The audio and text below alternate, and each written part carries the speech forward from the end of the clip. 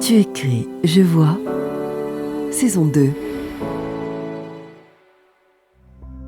Elle a voyagé, ne sachant pas que sur son visage brillait un sourire tremblant, beaucoup plus sans relâche que le sourire de la vie, qui est toujours à la merci de tout ce qui peut venir. Jules Supervielle.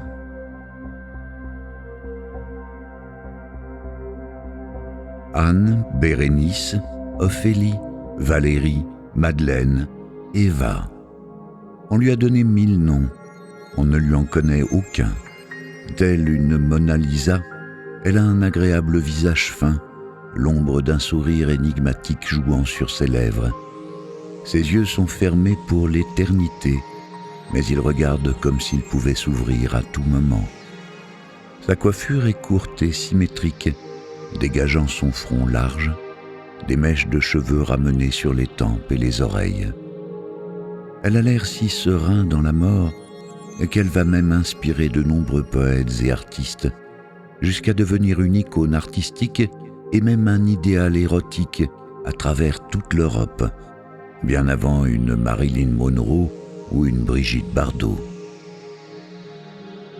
Avant de connaître encore un tout autre destin et une autre identité, celle de la femme la plus embrassée du monde. On dit que plus de 300 millions de personnes ont posé leurs lèvres sur les siennes. Elle n'a pas 20 ans, peut-être même pas 16. D'elle, on ne connaît qu'un simple masque, mais même l'origine de celui-ci est inconnue. Ce serait un drame anonyme qui l'a fait passer à la postérité comme l'inconnu de la Seine. À la fin du XIXe siècle à Paris, la morgue, située derrière Notre-Dame, était un endroit très couru jusqu'à sa fermeture en 1907. Des centaines, voire des milliers de personnes y défilaient chaque jour pour jouir d'un macabre spectacle. Sur des tables inclinées de marbre noir, on exposait les cadavres non identifiés ramassés sur la voie publique ou repêchés dans la Seine, dans l'espoir que quelqu'un les reconnaîtrait. Que la jeune femme inconnue ait été exposée publiquement à la morgue ne fait pas partie de l'histoire que l'on connaît. Mais c'est là que, au cours des années 1880, aurait terminé son corps sans vie, trouvé dans le fleuve, peut-être quai du Louvre ou dans le canal de l'Ourcq. Il ne porte pas de marque de violence et le médecin légiste conclut au suicide.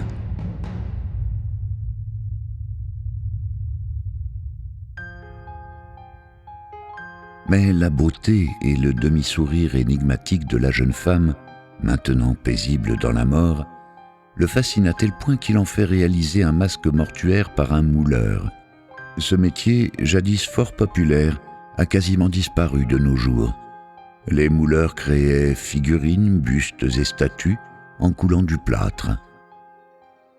Parce qu'il est beau et qu'il sourit de façon si énigmatique, occultant le drame de la mort, seul visage anonyme vendu au milieu d'hommes célèbres et de reproductions d'œuvres d'art, l'aspect irrationnel et mystérieux du masque en assure très vite son succès commercial. Cette moderne Mona Lisa devient rapidement la décoration favorite d'un très grand nombre d'intérieurs bourgeois du début du siècle. Et très vite aussi, selon certains chercheurs, le masque aurait été utilisé par les artistes et les étudiants des beaux-arts, au même titre que les études en plâtre achetées chez les mouleurs. Alfred Alvarez, poète, essayiste, critique, écrit même « Au cours des années 20 et au début des années 30, sur tout le continent, presque chaque étudiant doué de sensibilité avait un plâtre de son masque mortuaire, un visage jeune et plein, au doux sourire, qui semblait n'être pas mort, mais dormir paisiblement. »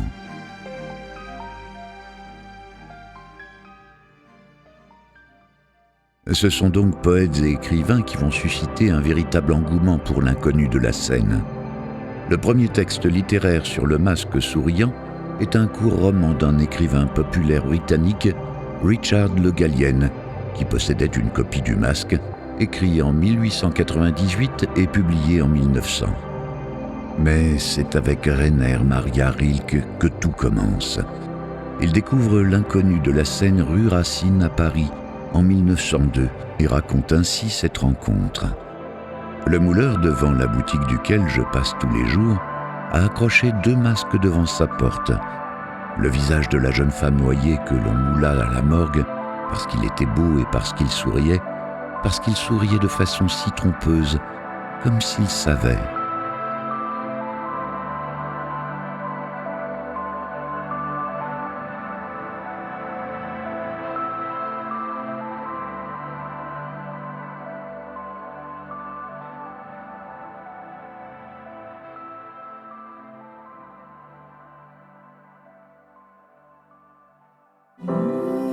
Tu écris, je vois est une production des podcasts du Perche. Merci à toute l'équipe de bénévoles ainsi qu'aux auteurs et aux artistes ayant participé à ce podcast. Tu écris, je vois à retrouver sur vos plateformes de streaming habituelles ou sur notre site internet www.lespodcastduperche.com.